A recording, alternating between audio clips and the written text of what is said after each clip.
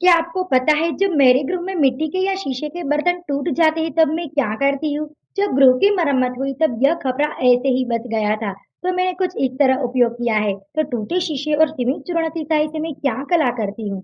यह देखने से पहले स्वागत है आपका मेरी इस कलाकारी जुएरिया की हस्त कौशलशाला में। और अभी तक आपने सब्सक्राइब ना किया हो तो जल्दी से सब्सक्राइब भी कर दो। 2 साल पहले मेरे गृह की मरम्मत हुई थी, किंतु ऐसे कई सारे कपड़े ऐसे ही बच गए थे। तो प्रथम मैंने इस कपड़े की पोछाई करके चमकदार बना दिया, क्योंकि 2 साल की मिट्टी इस कपड़े पर अपना गृह बना चुकी थी। और फिर उठाई कलमुई को और कपड़े पर प्रहार करना शुरू किया। इस कलमुई का प्रहार इतना भारी है कि देखते ही देखे कपड़ा टुकड़ों में परिवर्तित हो गया। ऐसे ही मैंने लाल रंग के कपड़े का भी टुकड़ों में परिवर्तन कर दिया। फिर ले आई एक बड़ा बर्तन, इसके अंदर प्रस्थान किया मैंने 3 बड़े वाटी सीमेंट चूर्ण और सीमेंट चूर्ण के साथ मिश्रित किया 2 मग्गा जल और दोनों को मिश्रित करके लेप बना दिया। फिर लाती हुई एक गत्ते का टुकड़ा और इसे गोल गोल घुमा के एक छोटी पट्टी बना दी और इसके ऊपर चिपकाई कागज वाली गोंद और बना दी गत्ते की तलवार। फिर ले आई एक समान सपाट छाबड़ा, इसके अंदर मैंने तेल को फैलाया और गत्ते वाली तलवार को छाबड़े के अंदर स्थापित कर दिया। फिर पहले से बने हुए सीमेंट चूर्ण के लेप को इसके अंदर प्रस्थान किया और थोड़ा थोड़ा थपथपाया ताकि लेप पूरी तरह फैल जाए। सब कुछ तैयार करने के बाद मिलाई मिट्टी के बने इस टूटे बेजान चाय पीने वाले प्याले को इसे मैंने साफ करके सीमेंट के लेप के अंदर प्रस्थान किया। पहले बड़ा, इसके बाद इससे छोटा और इसके बाद इससे छोटा। फिर कलमुई के प्रहार से टूटे हुए कपड़े के टुकड़ों को बची हुई सीमेंट के लेप पर प्रस्थापित कर दिया। किनारी वाली जगह पर काले कपड़े और मध्य वाली जगह पर लाल रंग के कपड़े को। और अभी तक आपने पसंद करने वाली गुंडी ना दबाई हो तो जल्दी से पसंद करने वाली गुंडी दबाओ। तो टिप्पणी कक्ष में यह बताओ कि आप चाय पीना ज्यादा पसंद करते हो या कॉफी पीना ज्यादा पसंद करते हो। सारे टुकड़ों को स्थापित करने के बाद मैंने छाबड़े को सूखी जगह पर रख दिया था सूखने के लिए। जब सूख गया तब मैंने हटाया गत्ते की पट्टी को और स्लेब के पाटियों को भी पच्चूत कर दिया। सूखने के बाद यह कुछ इस तरह से दिख रहा है, किंतु अभी भी कुछ कलाकारी बाकी है। तो प्रथम मैंने ऊपर ऊपर से पोछाई की और कपड़े के टुकड़ों को साफ कर दिया। फिर ले आई सफेद लिप्पन का चूर्ण, इसके साथ मिश्रित करती हूँ नीला रंग। फिर इसके साथ मिलाती हूँ थोड़ा सा जल और तीनों को मिश्रित करके नीला लेप बना लेती हूँ।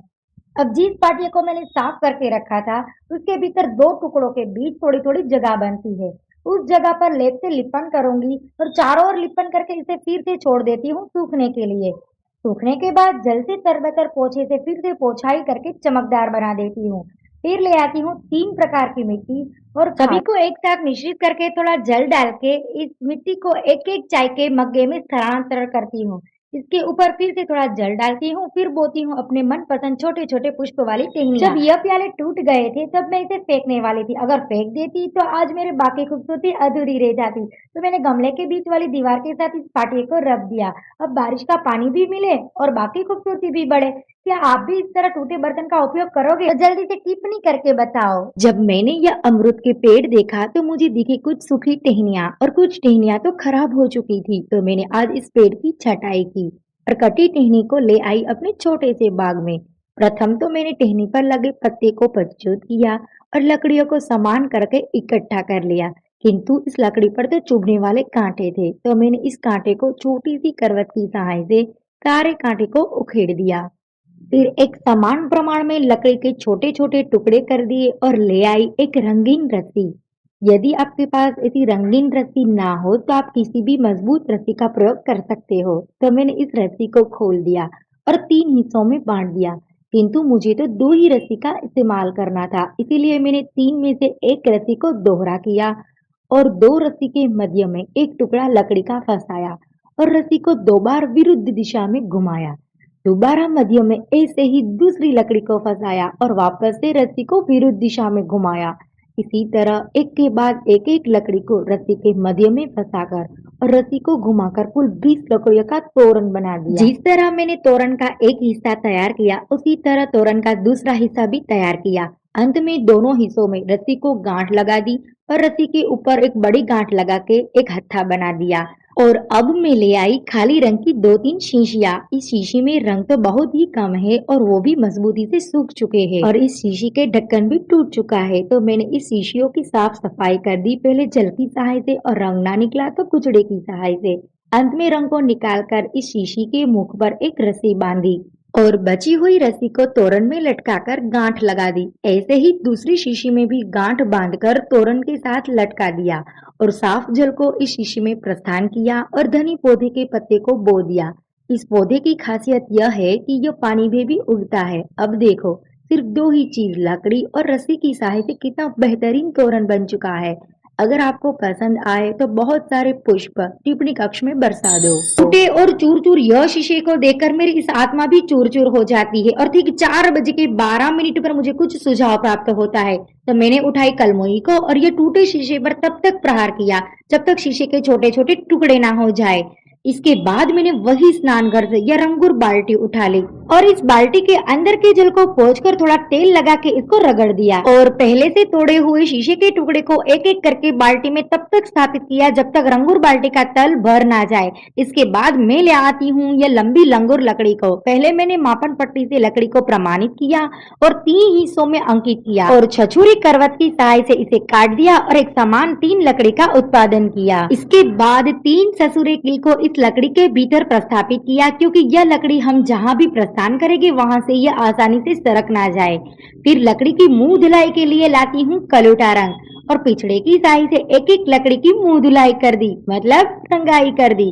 और अब करना है सबसे विशेष और महत्वपूर्ण कार्य। तो मैंने 3 कटोरी सीमेंट चूर्ण को एक बड़े बर्तन में स्थानांतर किया और इसके साथ मिलाया 1 मग जल और इसे विशिष्ट रूप से मिश्रित किया और इस चूर्ण का लेप बनाया और इस चूर्ण को धीमे धीमे थोड़ा थोड़ा करके रंगूर बाल्टी में तब तक स्थानांतरित किया तब तक शीशे के छोटे छोटे टुकड़े छिप ना जाए। इसके बाद लंगूर लकड़ी को रंगूर बाल्टी के अंदर लेप के भीतर खोद देती हूँ और अब इस लंगूर और लंगूर के मिश्रण को पूरी 1 रात के लिए खुला छोड़ देती हूँ सूखने के लिए। दूसरे दिन परोड़ के 10:35 पर मैं ले आई लंगूर और रंगूर को। पहले रंगूर को उल्टा किया और लंगूर को खींच लिया, तब जाके मुझे मिला यह त्रिपाई। फिर मैंने घिसने वाले किल्टन कागज की सहायता से शीशे पर घिसा और असाधार फालतू चूर्ण को साफ कर दिया। फिर ले आती हूँ सफेद लिपन का लेप और इस लेप को त्रिपाई के मुंडन पर लेपना शुरू कर दिया और तब तक किया जब तक मुंडन के आगे पीछे बाएं दाएं और ऊपर नीचे लिपन ना हो जाए और 10:45 पर इस त्रिपाई के लिपन को सूखने के लिए छोड़ दिया और ले आई शीशे का दूसरा हिस्सा जो गिरा हुआ स्नान घर में पड़ा था। पहले तो शीशे पर एक लल्लन चाकू से अंकन किया किंतु इस समय एक तिराड़ बन जाती है और देखते देखते शीशे की दूसरी आत्मा भी विलन हो जाती है, किंतु अभी भी शीशे की मुख्य भाग में जीवनदान रहता है। तो मैंने फिर से लल्लन चाकू को उठाया और शीशे पर फिर से रेखा बनाई और जहां पर मैंने रेखा अंकन की थी इस रेखा पर मैंने कलमुई से 2 बार प्रहार किया। फिर शीशे को उल्टा करके 2 बार और प्रहार किया और अब की बार शीशे के 2 भाग बढ़ चुके थे। तो मैंने बड़े हिस्से को अपने पास रखा और टेढ़े मेढ़े हिस्से को फेंक दिया और ले आई बड़ा वाला गुगली गत्ता। अब इस गत्ता पर मैंने शीशा रखा और शीशे के नाप से गत्तों को प्रमाणित करके वर्गाकार पतुली कैंची से काट लिया। फिर ले आई मजबूत वाला गोंद। इस गोंद को शीशे पर रगड़ दिया और शीशे को गत्ता पर प्रस्थापित कर दिया। 2-3 बार शीशे को पीटा ताकि गत्ते के साथ जन्मों जन्म तक चिपक जाए। फिर मैंने गत्ते के 4-5 पट्टियां काट ली शीशे को ढांचा बनाने के लिए। फिर एक चिपकाने वाले चिपकू कागज की सहायता से वर्गाकार आकार में ढांचा बना दिया। तब तक आप जल्दी टिप्पणी करके बताओ, जब मैंने त्रिपाई बनाना शुरू किया तब क्या वक्त था। अब इस ढांचे को मैंने शीशे के ऊपर रखकर फिर चिपकू कागज से बांध दिया ताकि यह नीचे वाले गत्ते के साथ जुड़ जाए। तो यह कुछ इस तरह से तैयार हुआ है। तो अब बारी है इस बेजान ढांचे को जीवन दान देने की। इसलिए मैं ले आई सुरसुरे रंग का फुहार और पहले मैंने शीशे को किसी कागज की सहायता से आवृत किया ताकि रंग के दौरान शीशा भी रंग ना जाए। फिर फुहार की सहायता से पूरे ढांचे पर रंगाई कर दी। रंगाई करने के बाद 10 मिनट के लिए इस ढांचे के रंग को मैंने सूखने के लिए छोड़ दिया और 11:16 पर मैंने शीशे के आवरण को हटाया क्योंकि सुरसुरा रंग सूख चुका था। फिर मैं ले आई हरा, पीला, जामुनी और भूसर रंग का पत्थर और पहले ढांचे पर गोंद लगाई और इस गोंद के ऊपर मैंने एक एक करके इस पत्थर को चिपकाना शुरू कर दिया। जब मैं समुद्र के किनारे घूमने गई थी तब लाई थी यह छिपले, तो मैंने इस छिपले को भी ढांचे के बीच किनारे चिपका दिया। तो 12:59 पर पत्थर को मैंने ढांचे पर चिपकाने का कार्य शुरू किया था और जब एक बार पत्थर सारा चिपक जाता है इसके बाद इसे छोड़ देती हूँ सूखने के लिए। पत्थर को चिपकाने के करीबन 2 घंटे बाद 1:32 पर मुझे याद आता है त्रिपाई का लिपन सूख चुका है। तो मैंने शीशे के ऊपर के चिपके लिपन को गबरू पोछे से सफाई की, फिर ले आई किल्टन कागज को और इस किल्टन कागज की सहायता से शीशे के भीतर चिपकी लिपन को भी प्रस्तुत किया। फिर से गबरू पोछे से शीशों को भी साफ कर दिया और अब जाके बना है हमारा रंगूर लंगूर और शीशे वाला त्रिपाई। तो ये त्रिपाई मेरे बाग के लिए उत्तम है। क्या आपको पसंद आया? तो जल्दी से पसंद करने वाली घंटी दबाओ और टिप्पणी कक्ष में बहुत सारे सफेद दिल को बरसा दो। तो आप भी इस तरह टूटे हुए शीशे को दोबारा इस्तेमाल कर सकते हो। और 4:13 पर सारे पत्थर चिपक चुके थे। अब शीशा कितना खूबसूरत लग रहा है ये तो आप देख ही सकते हो।